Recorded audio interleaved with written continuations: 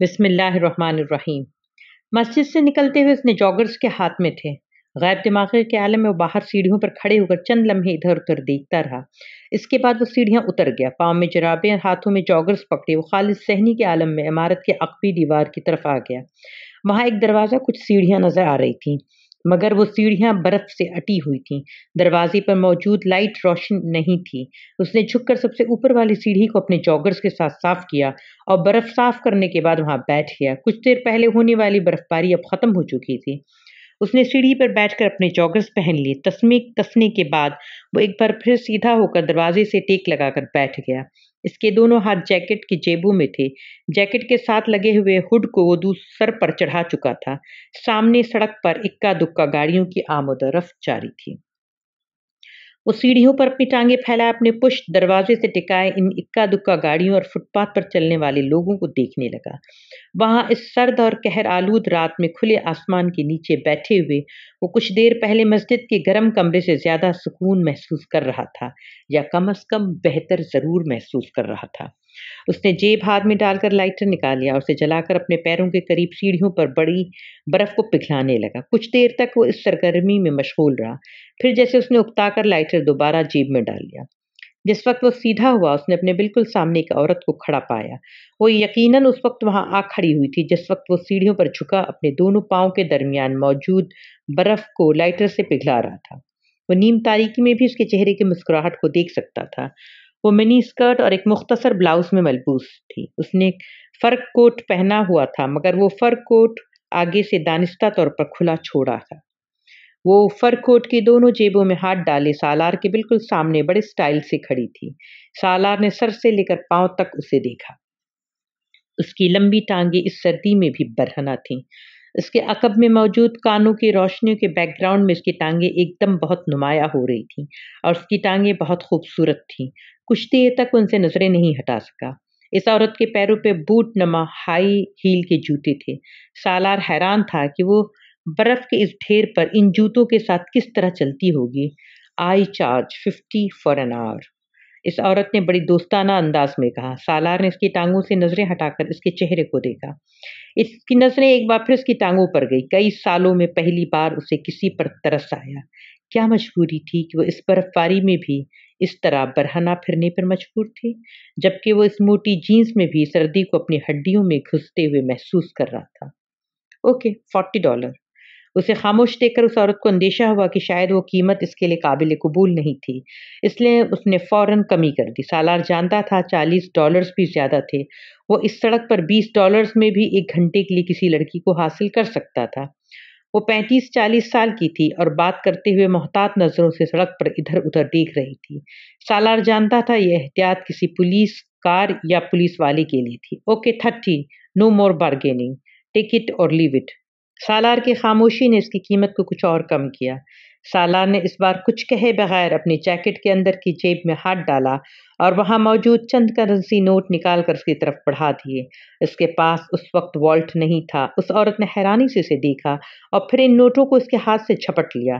وہ پہلا گاہک تھا جو اسے ایڈوانس پیمنٹ کر رہا تھا، وہ بھی $50، جبکہ وہ اپنی قیمت کم کر چکی تھی۔ تم میرے ساتھ چلو گے یا میں تمہارے ساتھ؟ اب وہ بڑی بے تکلفی سے اس سے پوچھ رہی تھی۔ نہ میں تمہارے ساتھ چلوں گا نہ تم میرے ساتھ، بس تم یہاں سے جاؤ۔ سالار نے ایک بار پھر سڑک کے دوسری طرف موجود دکانوں پر نظریں جماتے ہوئے کہا۔ وہ عورت بے یقینی سے اسے دیکھتی رہی۔ واقعی؟ ہاں، سالار نے بے تاثر لہجے میں کہا۔ پھر تم نے یہ کیوں دیے؟ اس عورت نے اپنے ہاتھ میں پکڑے ہوئے نوٹوں کی طرف اشارہ کیا۔ تاکہ تم میرے سامنے سے ہٹ جاؤ۔ میں سڑک کے اس پار دکانیں دیکھنا چاہتا ہوں اور تم اس میں رکاوٹ بن رہی ہو، اس نے سرد مہری سے کہا۔ عورت بے اختیار کہا لگا کر ہنسی۔ تم اچھا مذاق کر لیتے ہو، کیا میں واقعی چلی جاؤں؟ ہاں۔ اور کچھ دیر اسے دیکھتی رہی۔ Okay thank you honey. Salar نے اسے مڑ کر سڑک پار کرتے ہوئے دیکھا۔ وہ لاشعوری طور پر اسے جاتا دیکھتا رہا۔ وہ سڑک پار کر کے ایک دوسرے کونے کی طرف جا رہی تھی، وہاں ایک اور آدمی کھڑا تھا۔ سالار نے دوبارہ نظریں ان دکانوں پر جما لی۔ برف باری ایک بار پھر شروع ہو چکی تھی۔ وہ پھر بھی اطمینان سے وہیں بیٹھا رہا۔ برف اس کے اوپر بھی گر رہی تھی۔ وہ رات کے 2:30 بجے تک وہیں بیٹھا رہا۔ जब सड़क के पार दुकानों के अंदर की लाइट्स उसने के यके बाद दीगरे बंद होती देखी तो अपनी जैकेट और जीन्स से बर्फ छाड़ता हुआ उठ खड़ा हुआ। अगर वक्फे वक्फे से वो अपनी टांगे हिला ना रहा होता तो इस वक्त तक वो अपने पैरों पर खड़ा होने के काबिल भी नहीं रह सकता था। इसके बावजूद खड़ा होकर कदम उठाने में कुछ दिक्कत महसूस हुई। चंद मिनट वहीं खड़ा वो अपने पैरों को झटकता रहा और फिर इसी तरह जैकेट की जेबों में हाथ डालकर वापस अपार्टमेंट की तरफ जाने लगा। वो जानता था कि साद ने उसे मस्जिद से निकलकर बहुत ज्यादा ढूंढा होगा और उसके बाद वापस चला गया होगा। कहाँ चले गए थे तुम? साद उसे देखते ही चिल्लाया। वो कुछ कहे बगैर अंदर चला आया। मैं तुमसे कुछ पूछ रहा हूँ। साद दरवाजा बंद करके इसके पीछे आ गया। सालार अपनी जैकेट उतार रहा था। कहीं नहीं गया था, उसने जैकेट लटकाते हुए कहा। तुम्हें पता है कि मैं तुम्हें कितना तलाश किया, कहाँ कहाँ फ़ोन किए, और अब तो इतना परेशान हो चुका था कि पुलिस को फ़ोन करने वाला था। तुम आखिर इस तरह नमाज छोड़कर गए कहाँ थे? सालार कुछ कहे बगैर अपने जॉगर्स उतारने लगा। मैंने तुम्हें बताया ना कि कहीं नहीं, तो फिर अब तक कहाँ थे? साद ने उसके सामने आ खड़ा हुआ। वहीं था, मस्जिद के पिछले हिस्से में फुटपाथ पर, उसने इत्मीनान से कहा। व्हाट? इतने घंटे तुम वहां फुटपाथ पर बर्फ में बैठे रहो? साथ दम बखुद रह गया। हाँ, कुछ तुक बनती इस हरकत की? वो कुछ चिल्लाया। नहीं, कोई तुक नहीं बनती। सालार उसी तरह सीधा बेड पर लेटते हुए कहा। कुछ खाया? नहीं। तो खाना खा लो। नहीं, भूख नहीं है। वो अब छत पर नजरें जमाते हुए कह रहा था। साद उसके करीब बेड पर बैठ गया। तुम्हारे साथ आखिर मसला क्या है, बता सकते हो मुझे? सालार ने गर्दन हल्की सी हरकत देकर उसे देखा। कोई मसला नहीं है, बेतासुर लहजे में कहा गया। मैं समझा तुम अपने अपार्टमेंट चले गए हो, मगर वहां बार बार रिंग करने पर भी तुम ना मिले। साथ बड़बड़ा रहा था। सालार की नजरें छत पर थीं। इससे बेहतर था कि मैं तुम्हें अपने साथ नमाज पढ़ने ही लेकर जाता ही नहीं। आइंदा मेरे साथ मत जाना तुम। साद ने नाराजी से कहा। वो अब उसके बेड से उठ गया था। कुछ देर वो अपना काम बनाता रहा और फिर वो नाइट बल्ब ऑन करके अपने बेड पर लेट गया। उसने अभी तक आंखें बंद की थी जब इसने सालार की आवाज सुनी। साद? हाँ, इसने आंखें खोल दी। ये सिरात मुस्तकीम क्या होता है? सादा लहजे में पूछे गए सवाल ने साद को हैरान कर दिया। उसने गर्दन मोड़कर बाईं जानिब बेड पर सीधे लेटे सालार को देखा। सिरात मुस्तकीम सीधे रास्ते को कहते हैं। जानता हूं, मगर सीधा रास्ता क्या होता है? अगला सवाल आया। साद ने इसकी तरफ करवट ले ली। सीधा रास्ता मतलब नेकी का रास्ता। नेकी क्या होती है? लहजा अभी भी बेतासुर था। अच्छे काम को नेकी कहते हैं। अच्छा काम क्या होता है? अच्छा काम, अच्छा कोई भी ऐसा काम जो किसी दूसरे के लिए किया गया हो, किसी की मदद की गई हो, किसी पर मेहरबानी की गई हो, वो अच्छा काम होता है और हर अच्छा काम नेकी होती है। अभी कुछ घंटे पहले मैंने वहां फुटपाथ पर एक हुकर को $50 दिए, जबकि वो सिर्फ $30 मांग रही थी। इसका मतलब है ये नेकी हुई। साद का दिल चाहा कि वह घूंसा उसके मुंह पर खींच मारे। वो अजीब आदमी था। बकवास बंद करो और सो जाओ, मुझे भी सोने दो। उसने कंबल लपेट लिया। सालार को हैरत हुई। वो किस बात पर नाराज हुआ था? ये तो नेकी नहीं हुई। मैंने तुमसे कहा ना अपना मुंह बंद करो और सो जाओ। साद एक बार फिर दहाड़ा। इतना नाराज होने की जरूरत तो नहीं है। मैंने तुमसे एक बहुत मामूली सा सवाल किया है, सालार ने बड़े तहम्मुल से कहा। साद एकदम कुछ मुश्तइल होते हुए उठकर बैठ गया। उसने लैंप ऑन कर दिया। तुम्हारे जैसे आदमी को मैं क्या सिरात मुस्तकीम समझाऊं? क्या तुम पागल हो या जाहिल हो या गैर मुस्लिम हो? क्या हो? कुछ भी नहीं। तुम्हें खुद पता होना चाहिए कि सिरात मुस्तकीम क्या होता है, मगर तुम जैसा आदमी जो मस्जिद में नमाज पढ़ते हुए नमाज दरमियान में छोड़कर चला आए, वो कैसे जान सकता है? मैं नमाज इसलिए छोड़कर चला आया कि क्योंकि तुम कहती हो कि इसमें सुकून मिलेगा। मुझे सुकून नहीं मिला, मैं छोड़ आया। इसके पुरसुकून अंदाज में कहने पर साद को मजीद मुश्तइल हो गया। तुम्हें नमाज में इसलिए सुकून नहीं मिला क्योंकि मस्जिद तुम्हारी जगह नहीं है। तुम्हारे लिए सुकून की जगह है सिनेमा, थिएटर, बार और क्लब है। मस्जिद तुम्हारे लिए नहीं है। तुम्हें नमाज में सुकून कहाँ से मिल जाता? और तुम चाहते हो कि मैं तुम्हें बताऊं कि सिरात मुस्तकीम क्या है? वो बेड पर सीधा लेटा पलके झपकाए बगैर साद को देखता रहा। तुम्हारे जैसे शख्स जो नमाज से भाग जाता है, शराब पीता है, जिना करता है, वो सिरात मुस्तकीम को मतलब समझ सकता है, ना इस पर वो आ सकता है। तो तुम्हारा मतलब है जो शराब पीते हैं और जिना करते हैं मगर नमाज से भागते नहीं हैं, नमाज भी पढ़ ही लेते हैं, वो सिरात मुस्तकीम का मतलब समझते हैं और सिरात मुस्तकीम पर भी हैं। साद कुछ बोल नहीं सका। मध्यम आवाज और बेतासुर लहजे में किए गए एक ही सवाल ने उसे खामोश कर दिया था। सालार अब भी उसी तरह उसे देख रहा था। तुम इन चीजों को नहीं समझ सकते सालार, उसने कुछ देर खामोशी रहने के बाद कहा। सालार के कानों में एक झमाके के साथ एक दूसरी आवाज गूंज उठी थी। हाँ, वाकई वो नहीं समझ सकता था। लाइट ऑफ कर दो, मुझे नींद आ रही है। उसने मजीद कुछ कहे बगैर आंखें बंद कर ली। मुझे पहले ही अंदाजा था कि तुम अपने अपार्टमेंट पर ही होगे, सिर्फ तुमने जानबूझकर आंसर फोन लगा दिया होगा। साद अगले दिन 10 बजे सालार के अपार्टमेंट पर मौजूद था। सालार ने नींद में उठकर दरवाजा खोला था। तुम इस तरह बताए बगैर भाग क्यों आए थे मेरे अपार्टमेंट से? साद ने अंदर आते हुए झाड़ा। भागा तो नहीं, तुम सो रहे थे, मैंने तुम्हें जगाना मुनासिब नहीं समझा। सालार ने आंखें मसलते हुए कहा। किस वक्त आए थे तुम? शायद 4-5 बजे। ये जानने का कौन सा वक्त था? साद ने तुनक कर कहा।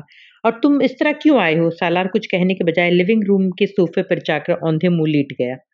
शायद मेरी बातों से तुम नाराज हो गए थे, मैं इसलिए एक्सक्यूज करने आया हूँ, साद ने दूसरे सोफे पर बैठते हुए कहा। कौन सी बातों से? सालार ने गर्दन को हल्का सा तिरछा करते हुए इसलिए इसी तरह लेटे सास से पूछा। वही सब कुछ जो मैंने कुछ गुस्से में आकर रात को तुमसे कह दिया था। नहीं, मैं ऐसी छोटी बातों पर नाराज नहीं हो सकता। तुमने ऐसी कोई बात नहीं की जिस पर तुम्हें एक्सक्यूज करने के लिए यहाँ आना पड़ता, सालार ने उसी के अंदाज में कहा। फिर इस तरह तुम अचानक मेरे अपार्टमेंट से क्यों आ गए? साद बजित हुआ। बस मेरा दिल घबराया और मैं यहाँ आ गया, और चूंकि सोना चाहता था इसलिए आंसर फोन लगा दिया, सालार ने पुरसुकून अंदाज में कहा। फिर भी ये महसूस कर रहा था कि मुझे तुमसे इस तरह से बात नहीं करनी चाहिए, मैं सुबह से पछता रहा हूँ। जाने दो उसे, इसने इसी तरह सोफे पर मुंह रखे छुपाए हुए कहा। सालार, तुम्हारे साथ आजकल क्या प्रॉब्लम है? कुछ नहीं। कुछ तो है, कुछ अजीब से तुम होते जा रहे हो। इस बार सालार एकदम करवट बदलते हुए सीधा हो गया। चित लेटे साद की तरफ देखते उसने पूछा, मसलन कौन सी बात अजीब सी होती जा रही है मुझ में? बहुत सारी। तुम बहुत चुप चुप रहने लगे हो, छोटी छोटी बातों पर उलझने लगे हो। और अब बाद मुझे बता रहा था कि यूनिवर्सिटी जाना भी छोड़ा हुआ है तुमने, और सबसे बड़ी बात कि मजहब में दिलचस्पी ले रहे हो। उसके आखिरी जुमले पर सालार के माथे पर तेवनियां आ गई। मजहब में दिलचस्पी? ये तुम्हें गलतफहमी है। मैं मजहब में दिलचस्पी लेने की कोशिश नहीं कर रहा, मैं सिर्फ सुकून हासिल करने की कोशिश कर रहा हूँ, क्योंकि मैं बहुत डिप्रेस हूँ। मुझे ज़िंदगी में कभी इस तरह का और इस हद तक का डिप्रेशन नहीं हुआ जिसका शिकार आजकल हूँ, और मैं सिर्फ इस डिप्रेशन से निजात हासिल करने के लिए रात नमाज पढ़ने के लिए चला गया था, उसने बड़ी तुरशी से कहा। डिप्रेशन क्यों है तुम्हें? साद ने पूछा। अगर ये मुझे पता होता तो मुझे यकीनन डिप्रेशन ना होता, मैं अब तक इसका कुछ ना कुछ कर चुका होता। फिर भी कोई ना कोई तो वजह होगी, यूं बैठे बिठाए डिप्रेशन तो नहीं हो जाता, साद ने तबसरा किया। सालार जानता था कि वो ठीक कह रहा है, मगर वो उसे बताकर खुद पर हंसने का मौका फराहम नहीं करना चाहता था। किसी दूसरे के बारे में तो मुझे पता नहीं, मगर मुझे तो बैठे बिठाए हो जाता है, सालार ने कहा। तुम कोई एंटी डिप्रेसेंट ले लेते, साद ने कहा। मैं इनका ढेर खा चुका हूँ, मुझे कोई फर्क नहीं पड़ता। तुम किसी साइकेट्रिस्ट से मिल लेते, मैं ये काम तो कभी नहीं करूंगा। मैं तंग आ चुका हूँ इन लोगों से मिलते मिलते। कम अज कम अब तो मैं नहीं मिलूंगा, सालार ने बेख्तियार कहा। पहले किस सिलसिले में मिलते रहे हो तुम? साद कुछ चौंक कर तजस्सुस के आलम में पूछा। बहुत सी बातें हैं तुम्हें। अरे इन्हें रहने दो, वो अब चित लेटा छत को घूर रहा था। फिर तुम ऐसा करो, इबादत किया करो, नमाज पढ़ा करो। मैंने कोशिश की थी, मगर मैं नमाज नहीं पढ़ सकता, मुझे तो वहाँ कोई सुकून ना मिला। और मैं ये जानता था कि मैं जो पढ़ रहा हूँ वो क्या है, क्यों पढ़ रहा हूँ। तो तुम ये जानने की कोशिश करो कि सालार ने इसकी बात काट दी। अब फिर रात वाली बहस शुरू हो जाएगी, सिराते मुस्तकीम वाली, और फिर तुम्हें गुस्सा आएगा। नहीं, मुझे गुस्सा नहीं आएगा, साद ने कहा। जब मुझे ये ही नहीं पता कि सिराते मुस्तकीम क्या है, तो फिर मैं नमाज कैसे पढ़ सकता हूँ? तुम नमाज पढ़ना शुरू करोगे, तुम्हें खुद ब खुद पता चल जाएगा कि सिराते मुस्तकीम क्या है। कैसे? तुम खुद ही गलत कामों से बचने लगोगे, अच्छे काम करने लगोगे, साद ने वजाहत करने की कोशिश की। मगर कोई गलत काम तो नहीं करता, और ना ही मुझे अच्छे काम करने की ख्वाहिश है। मेरी जिंदगी बिल्कुल नॉर्मल है। तुम्हें ये एहसास हो भी नहीं सकता कि तुम्हारा कौन सा काम सही है और कौन सा गलत, जब तक कि सालार ने इसकी बात काट दी। सही और गलत काम मेरा मसला नहीं है। अभी तो मुझे बस बेसुकूनी रहती है, और इसका ताल्लुक मेरे कामों से नहीं है। तुम वो तमाम काम करते हो जो इंसान की जिंदगी को बेसुकून कर देते हैं। मसलन, सालार ने चुभते हुए लहजे में कहा, तुम पोक खाते हो। कम ऑन, वो बेख्तियार बिलबिलाया। पोर्क यहाँ कहाँ आ गया? तुम मुझे एक बात बताओ। सालार उठकर बैठ गया। तुम बड़ी बाकायदगी से नमाज पढ़ते हो, बड़ी इबादत करते हो। नमाज ने तुम्हारी जिंदगी में कौन सी तब्दीली लाई? मुझे बेसुकूनी नहीं है। हालांकि तुम्हारे फॉर्मूले के मुताबिक तुम्हें भी बेसुकूनी होनी चाहिए, क्योंकि तुम भी बहुत से गलत काम करते हो। सालार ने तुर्की बतुर्की जवाब दिया। मसलन मैं क्या गलत काम करता हूँ? तुम जानते हो, मुझे दोहराने की जरूरत नहीं है। نہیں میں نہیں جانتا، تم دہراؤ، سعد نے جیسے اسے چیلنج کیا۔ سالار اسے کچھ دیر دیکھتا رہا، پھر اس نے کہا، میں نہیں سمجھتا سعد کہ صرف عبادت کرنے سے زندگی میں کوئی بہت نمایاں تبدیلی لائی جا سکتی ہے۔ اچھے کاموں یا کردار کا تعلق عبادت کرنے یا نہ کرنے سے نہیں ہوتا۔ سعد نے اس کی بات کاٹ دی، میں اس لیے تم سے کہتا ہوں کہ اپنے مذہب میں کچھ دلچسپی لو، اسلام کے بارے میں کچھ علم حاصل کرو، تاکہ اپنی اس غلط قسم کی فلسفی اور سوچ کو تم بدل سکو۔ میری سوچ غلط نہیں ہے، میں نے مذہبی لوگوں سے زیادہ جھوٹا، منافق اور دھوکے باز کسی کو نہیں پایا۔ میں امید کرتا ہوں تم برا نہیں مانو گے، مگر میں سچ کہہ رہا ہوں۔ ابھی تک مجھے 3 ایسے لوگوں سے واسطہ پڑا جو بہت بڑے مسلمان بنتے ہیں، اسلام کی بات کرتے ہیں، اور تینوں فیک یعنی منافق ہیں۔ بڑی تلخی سے کہہ رہا تھا۔ سب سے پہلے میں نے ایک لڑکی سے ملا، وہ بھی بڑی مذہبی بنتی تھی، پردہ کرتی تھی، بڑی پارسا اور پاک باز ہونے کا ڈرامہ کرتی تھی، اور ساتھ میں ایک لڑکے کے ساتھ افیئر چلا رہی تھی۔ اپنے منگیتر کے ہوتے ہوئے اس کے گھر سے بھاگ بھی گئی، اور اسے ضرورت پڑی تو اس نے ایک ایسے شخص کی مدد لی جسے وہ بہت برا سمجھتی تھی، یعنی اسے اپنے فائدے کے لیے استعمال کرنے میں اس نے کوئی آر نہیں سمجھا۔ ان محترمہ پارسا خاتون نے، اس کے لبوں پر استہزائیہ مسکراہٹ تھی۔ اس کے بعد میں ایک اور آدمی سے ملا جس نے داڑھی رکھی ہوئی تھی، بڑا پکا اور سچا قسم کا مسلمان تھا وہ بھی، لیکن اس نے اس لڑکی کی مدد نہیں کی جس نے اس سے بھیک مانگنے کی حد تک مدد مانگی تھی۔ اس نے اس لڑکی سے شادی نہیں کی جسے وہ محبت کے نام پر بیوقوف بناتا رہا، اور ابھی کچھ عرصے پہلے میں یہاں امریکہ میں اس سے ملا تو اس کی داڑھی بھی غائب ہو چکی تھی۔ شاید اس کے اسلام کے ساتھ وہ ہنسا۔ اور تیسرے تم ہو، تم پورک نہیں کھاتے، صرف یہ ایک حرام کام ہے جو تم نہیں کرتے، باقی تمہارے لیے سب کچھ جائز ہے، جھوٹ بولنا، شراب پینا، زنا کرنا، کلب میں جانا، غیبت کرنا، دوسروں کا مذاق اڑانا۔ حالانکہ ویسے تم بڑے نیک ہو، تم نے داڑھی بھی رکھی ہوئی ہے، تم ہمارا دماغ کھاتے ہو اسلام کی باتیں کر کر کے، زبردستی نماز پڑھانے پر تلے رہتے ہو، اور ہر بات میں مذہب کا حوالہ لے آتے ہو کہ یہ آیت، وہ حدیث، وہ آیت، یہ حدیث۔ اس کے علاوہ تمہاری زبان پر کچھ اور ہوتا ہی نہیں ہے۔ جب میں تمہارا عمل دیکھتا ہوں تو میں ذرہ برابر بھی تم سے متاثر نہیں ہوتا۔ کتنا مشکل ہوتا ہے۔ ساتھ تقریباً گونگا ہو گیا تھا۔ ٹھیک ہے، مجھ سے کچھ غلطیاں ہو جاتی ہیں، مگر اللہ انسان کو معاف کر دیتا ہے، اور میں نے کبھی تو یہ نہیں کہا کہ میں بہت اچھا مسلمان ہوں اور میں ضرور جنت میں جاؤں گا، لیکن اگر میں ایک اچھا کام کرتا ہوں اور دوسروں کو اس کی ہدایت کرتا ہوں تو یہ اللہ کی طرف سے مجھ پر فرض ہے۔ سعد نے کچھ دیر خاموش رہنے کے بعد اس سے کہا، سعد، تم خواہ مخواہ دوسروں کی ذمہ داری اپنے سر پر مت لو، پہلے اپنے آپ کو ٹھیک کرو، پھر دوسروں کو ٹھیک کرنے کی کوشش کرنا، تاکہ تمہیں کوئی منافق نہ کہہ سکے۔ اور جہاں تک اللہ کے معاف کر دینے کا تعلق ہے، تو اگر تمہارا یہ خیال ہے کہ تمہاری غلطیوں کو معاف کر سکتا ہے تو وہ ہمیں بھی معاف کر سکتا ہے۔ ہمارے گناہوں کے لیے تم اگر یہ سمجھتے ہو کہ لوگوں کو اسلام کی طرف راغب کرنے سے تمہاری نیکیوں میں اضافہ ہوگا اور تم اپنے گناہوں سمیت اللہ کے قریب ہو جاؤ گے، تو ایسا نہیں ہوگا۔ بہتر ہے کہ تم اپنا ٹریک ریکارڈ ٹھیک کرو، صرف اپنے آپ کو دیکھو، دوسروں کو نیک بنانے کی کوشش نہ کرو، ہمیں برا ہی رہنے دو۔ اس نے ترشی سے کہا۔ اس لمحے اس کے دل میں جو آیا اس نے سعد سے کہہ دیا، اور جب وہ خاموش ہوا تو سعد اٹھ کر چلا گیا۔ اس دن کے بعد اس نے دوبارہ کبھی سالار کے سامنے اسلام کی بات نہیں کی۔ وہ اس ویکینڈ پر بہت دنوں بعد کسی ریسٹورنٹ گیا تھا۔ اپنا آرڈر ویٹر کو نوٹ کرانے کے بعد وہ ریسٹورنٹ کے شیشوں سے باہر سڑک کو دیکھنے لگا۔ وہ جس میز پر بیٹھا تھا وہ کھڑکی کے قریب تھی، اور قد آدم کھڑکیوں کے شیشوں کے پاس بیٹھ کر اسے یوں ہی محسوس ہو رہا تھا جیسے وہ باہر فٹ پاتھ پر بیٹھا ہوا تھا۔ کسی لڑکی کی سسکیوں نے اس کی ماحولیت کو توڑا۔ اس نے بے اختیار مڑ کر دیکھا۔ اس سے پچھلی میز پر ایک لڑکا اور لڑکی بیٹھے ہوئے تھے۔ لڑکی کسی بات پر روتے ہوئے سسکیاں لے رہی تھی اور ٹشو کے ساتھ اپنے آنسو پوچھ رہی تھی۔ لڑکا اس کے ہاتھ کو تھپ تھپاتے ہوئے شاید اسے تسلی دے رہا تھا۔ یہ ریسٹورنٹ اتنا چھوٹا اور ٹیبلز اتنی قریب قریب تھیں کہ وہ بڑی آسانی سے ان کی گفتگو سن سکتا تھا، مگر وہاں اس کام کے لیے وہ نہیں آیا تھا۔ وہ سیدھا ہو گیا۔ ناگواری کی ایک لہر سے اس کے اندر سے اٹھی۔ اسے اس طرح کے تماشے اچھے نہیں لگتے تھے۔ اس کا موڈ خراب ہو رہا تھا اور وہاں سکون سے کچھ وقت گزارنے آیا تھا، اور یہ سب کچھ اس کا دل اچاٹ ہونے لگا۔ وہ دونوں رشین تھے اور اسی زبان میں ایک دوسرے سے باتیں کر رہے تھے۔ وہ ایک بار پھر کھڑکی سے باہر دیکھنے لگا، مگر غیر محسوس طور پر اس کی سماعتیں ابھی بھی انہی سسکیوں کی طرف مرکوز تھیں۔ اس نے کچھ دیر بعد مڑ کر ایک بار پھر لڑکی کو دیکھا۔ اس بار اس کے مڑنے پر لڑکی نے بھی نظریں اٹھا کر اسے دیکھا۔ چند لمحوں کے لیے ان دونوں کی نظریں ملی تھیں، اور چند لمحے اس پر بہت بھاری گزرے تھے۔ اس کی آنکھیں متورم اور سرخ ہو رہی تھیں۔ اسے ایک دم ایک اور چہرہ یاد آیا، امامہ ہاشم کا چہرہ اور اس کی متورم آنکھیں۔ ویٹر اس کا آرڈر لے کر آ چکا تھا، وہ اسے سرو کرنے لگا۔ اس نے پانی کے چند گھونٹ پیتے ہوئے اپنے ذہن سے اس چہرے کو جھٹکنے کی کوشش کی۔ اس نے چند گہرے سانس لیے۔ ویٹر نے اپنا کام کرتے کرتے اسے غور سے دیکھا، مگر سالار کھڑکی سے باہر دیکھنے میں مصروف تھا۔ آج موسم بہت اچھا ہے اور میں یہاں اچھے لمحے گزارنے آیا ہوں، ایک اچھا کھانا کھانے آیا ہوں، اس کے بعد میں یہاں سے ایک فلم دیکھنے جاؤں گا۔ مجھے اس لڑکی کے بارے میں نہیں سوچنا چاہیے، کسی طرح بھی نہیں۔ وہ پاگل تھی، بکواس کرتی تھی، اور مجھے اس کے حوالے سے کسی قسم کا کوئی پچھتاوا نہیں ہونا چاہیے۔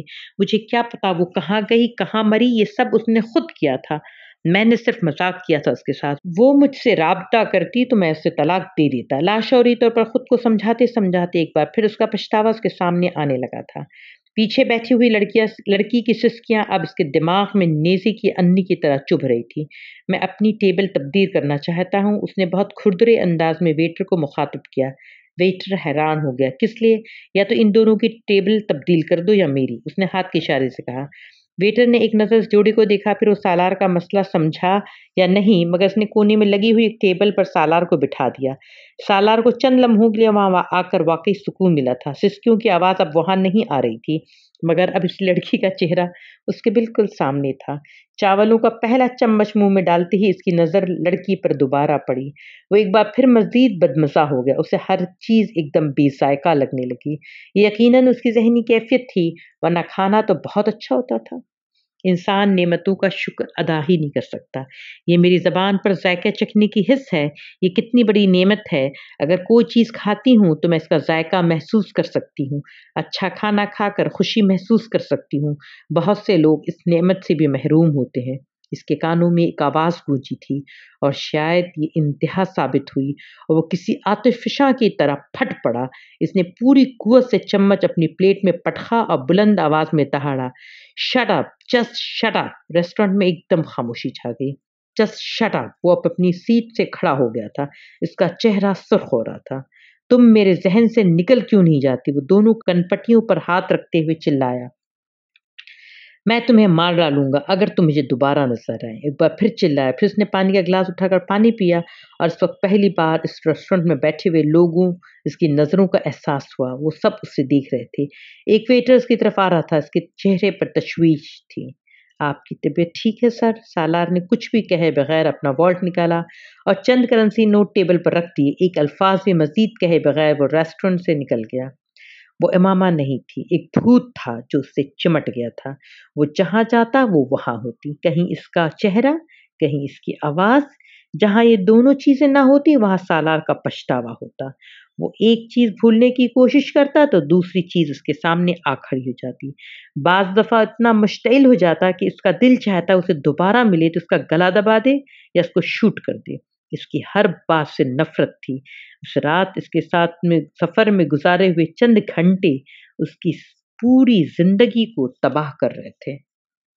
مگر آپ کیوں آ رہے ہیں؟ سالار نے جھنجھلا کر اپنے سب سے بڑے بھائی سے پوچھا۔ وہ دونوں فون پر بات کر رہے تھے۔ اس نے سالار کو چند دنوں بعد نیو ہیون آنے کی اطلاع دی تھی۔ سالار اس وقت روٹین کی زندگی گزار رہا ہوتا تو اس اطلاع پر یقیناً خوش ہوتا، مگر اس وقت وہ ذہنی ابتری کے جس دور سے گزر رہا تھا اس میں کامران کا آنا اسے بے حد ناگوار گزر رہا تھا، اور یہ ناگواری چھپا بھی نہیں سکتا۔ کیا مطلب ہے تمہارا؟ کیوں آ رہے ہیں؟ میں تم سے ملنے آ رہا ہوں۔ کامران نے اس کے لہجے پر کچھ حیران ہوا۔ اور پاپا نے بھی یہی کہا کہ میں تم سے ملنے کے لیے جاؤں۔ وہ ہونٹ بھیچے اس کی بات سنتا رہا۔ تم مجھے ایئرپورٹ سے پک کر لینا، میں تمہیں ایک دن پہلے اپنی فلائٹ کی ٹائمنگ کے بارے میں بتا دوں گا۔ کچھ دیر ادھر ادھر کی باتیں کرتے رہنے بعد اس نے فون بند کر دیا۔ 4 دن کے بعد اس نے کامران کو ایئرپورٹ سے ریسیو کیا۔ وہ سالار کو دیکھ کر حیران رہ گیا۔ تم بیمار ہو؟ اس نے چھوٹتے ہی سالار سے پوچھا۔ نہیں، میں بالکل ٹھیک ہوں۔ سالار نے مسکرانے کی کوشش کی۔ لگ تو نہیں رہے ہو؟ کامران کی تشویش میں کچھ اور اضافہ ہونے لگا۔ وہ آنکھوں میں آنکھیں ڈال کر بات کرتا تھا، آج خلاف معمول وہ آنکھیں چرا رہا تھا۔ گاڑی ڈرائیو کرتے ہوئے بہت غور سے سالار کو دیکھتا رہا۔ وہ بے حد احتیاط سے ڈرائیو کر رہا تھا۔ کامران کو حیرانی ہوئی، وہ اس قدر ریش ڈرائیو کرتا تھا، اس کے ساتھ بیٹھتے ہوئے بڑے بڑے جیدار آدمی ڈرتا تھا۔ کامران کو ایک مثبت تبدیلی لگی، مگر یہ واحد مثبت تبدیلی تھی جو اس نے محسوس کی، باقی تبدیلیاں اس کو پریشان کر رہی تھیں۔ اسٹڈیز کیسی جا رہی ہیں تمہاری؟ ٹھیک اس سفر کے دوران بھی اسی طرح کے جواب ملتے رہے۔ یہ اس کے اپارٹمنٹ کی حالت تھی جس نے کامران کے اضطراب کو اتنا بڑھایا کہ وہ کچھ مشتعل ہو گیا۔ یہ تمہارا اپارٹمنٹ ہے سالار؟ مائی گاڈ! سالار کے پیچھے اس اپارٹمنٹ میں داخل ہوتے وہ چلا اٹھا۔ سالار اپنی چیزوں کو جس طرح سے منظم رکھنے کا عادی تھا، وہ نظم و ضبط وہاں نظر نہیں آ رہا تھا۔ وہاں ہر چیز ابتر حالت میں نظر آ رہی تھی۔ جگہ جگہ اس کے کپڑے، جرابیں اور جوتے بکھرے پڑے تھے۔ کتابوں، اخباروں اور میگزینز کا بھی یہی حال تھا۔ کچن کی حالات سب سے بری تھی اور باتھ روم کی اس سے بھی زیادہ۔ کامران نے کچھ شوق کی حالت میں پورے اپارٹمنٹ کا جائزہ لیا۔ کتنے ماہ سے تم نے صفائی نہیں کی؟ میں ابھی کر دیتا ہوں، سالار نے سرد مہری کے عالم میں چیزیں اٹھاتے ہوئے کہا۔ تم اس طرح سے رہنے کے عادی تو نہیں تھے، اب کیا ہوا؟ کامران بہت پریشان تھا۔ کامران نے اچانک ایک میز پر سگریٹ کے ٹکڑوں سے بھری ایشٹرے کے پاس جا کر سگریٹ کے ٹکڑوں کو سونگھنا شروع کیا۔ سالار نے چپتی ہوئی تیز نظروں سے اپنے بڑے بھائی کو دیکھا مگر کہا کچھ نہیں۔ کامران نے چند لمحوں کے بعد وہ ایشٹرے نیچے پٹخ دیا۔ Salar, what are you up to this time? مجھے صاف صاف بتاؤ، مسئلہ کیا ہے؟ ڈرگز لے رہے ہو؟ نہیں، میں کچھ نہیں استعمال کر رہا۔ اس کے جواب میں کامران کو خاصا مشتعل کر دیا۔ وہ اسے کندھے سے پکڑ کر تقریباً کھینچتے ہوئے باتھ روم کے آئینے کے سامنے لے آیا۔ شکل دیکھو اپنی، ڈرگ ایڈکٹ والی شکل ہے یا نہیں؟ اور حرکتیں تو بالکل ہی ویسی ہیں۔ دیکھو، نظریں اٹھاؤ اور اپنا چہرہ دیکھو اپنا۔ وہ اسے کالر سے کھینچتے ہوئے کہہ رہا تھا۔ سالار آئینے میں اپنے آپ کو دیکھے بغیر بھی جانتا تھا کہ وہ اس وقت کیسا نظر آ رہا ہوگا۔ گہرے حلقوں اور بڑھی ہوئی شیو کے ساتھ وہ کیسا نظر آ سکتا تھا؟ رہی صحیح کسر ان محاسوں اور ہونٹوں پر جمی ہوئی پپڑیوں نے پوری کر دی تھی، جو بے تحاشا کافی اور سگریٹ پینے کا نتیجہ تھی۔ محاسوں کی وجہ سے اس نے روز شیو کرنی بند کر دی تھی۔ کچھ ناراضی کے عالم میں اس نے کامران سے اپنا کالر چھڑایا اور آئینے پر نظریں دوڑائے بغیر باتھ روم سے نکلنے کی کوشش کی۔ لعنت وہ لفظ تھا جو کامران اکثر استعمال کیا کرتا تھا۔ سالار نے پہلے کبھی اس لفظ کو محسوس نہیں کیا تھا، مگر اس وقت کامران کے منہ سے یہی جملہ سن کر وہ جیسے بھڑک اٹھا تھا۔ ہاں، لعنت برس رہی میری شکل پر تو۔ وہ قدرے بپھرے ہوئے انداز میں کامران کے سامنے تن کر کھڑا ہو گیا۔ جب میں کہہ رہا ہوں کہ میں ڈرگس نہیں لے رہا تو میں نہیں لے رہا۔ آپ کو میرا یقین کرنا چاہیے۔ تم پر یقین؟ کامران نے طنز لہجے میں اس کے پیچھے باتھ روم سے باہر آتے ہوئے کہا۔ اس نے ہونٹ بھینچ لیے اور کمرے کی چیزیں کو سمیٹنے کا کام جاری رکھا۔ یونیورسٹی جا رہے ہو تم؟ کامران کو اچانک ایک اور اندیشہ ہوا۔ جا رہا ہوں، وہ چیزیں اٹھاتا رہا۔ کامران کو تسلی نہیں ہوئی۔ میرے ساتھ ہاسپٹل چلو، میں اب تمہارا چیک اپ کروانا چاہتا ہوں۔ اگر آپ یہ سب کرنے آئے تو بہتر ہے کہ واپس چلے جائیں۔ میں کوئی کنڈر گارڈن کا بچہ نہیں ہوں کہ میں اپنا خیال رکھ سکتا ہوں۔ کامران نے اس بار کچھ کہنے کے بجائے اس کے ساتھ مل کر چیزیں اٹھانا شروع کر دی۔ سالار نے اطمینان کا سانس لیا۔ اس کا خیال تھا کہ وہ اب اس معاملے پر دوبارہ بحث نہیں کرے گا، مگر اس کا اندازہ غلط تھا۔ کامران نے اس کے پاس اپنے قیام کو لمبا کر دیا۔ وہ 3 دن کے بجائے پورا 1 ہفتہ وہاں رہا۔ سالار نے اس کے قیام کے دوران باقاعدگی سے یونیورسٹی جاتا رہا، مگر کامران اس دوران اس کے دوستوں اور یونیورسٹی کے پروفیسر سے ملتا رہا۔ سیمسٹر میں فیل ہونے کی خبر بھی اسے سالار کے دوستوں سے ہی ملی تھی اور کامران کے لیے ایک شوق تھا۔ سالار سے کچھ بھی توقع کی جا سکتی تھی، مگر سیمسٹر میں فیل ہونا، وہ بھی اس بری طرح سے، جبکہ وہ کچھ عرصے پہلے تک یونیورسٹی کے پچھلے ریکارڈ بریک کرتے ہوئے ٹاپ کر رہا تھا۔ اس بار اس نے سالار سے اس معاملے کو ڈسکس نہیں کیا، بلکہ پاکستان سکندر عثمان کو فون کر کر اس سارے معاملے کو آگاہ کر دیا۔ سکندر عثمان کے پیروں تلے سے ایک بار پھر زمین نکل گئی تھی۔ سالار نے اپنا سابقہ ریکارڈ برقرار رکھا تھا۔ وہ 1.5 سال کے بعد ان کے لیے کوئی نہ کوئی نیا مسئلہ کھڑا کرتا رہتا تھا، اور وہ ہاشم مبین والے معاملے کو ابھی اتنا عرصہ ہی ہونے والا تھا۔ آپ بھی اس معاملے پر بات نہ کریں۔ یونیورسٹی میں کچھ چھٹیاں ہونے والی ہیں، آپ اسے پاکستان بلا لیں، کچھ عرصے کے لیے وہاں رکھیں، پھر ممی سے کہیں کہ وہ ان کے ساتھ واپسی پر یہاں آ جائیں۔ وہ جب تک اس کی تعلیم ختم نہیں ہوتی اس کے ساتھ رہیں۔ کامران نے سکندر عثمان کو سمجھایا۔ سکندر نے اس بار ایسا ہی کیا تھا۔ وہ بتائے بغیر چھٹیاں شروع ہونے سے پہلے ہی نیو ہیون پہنچ گئے۔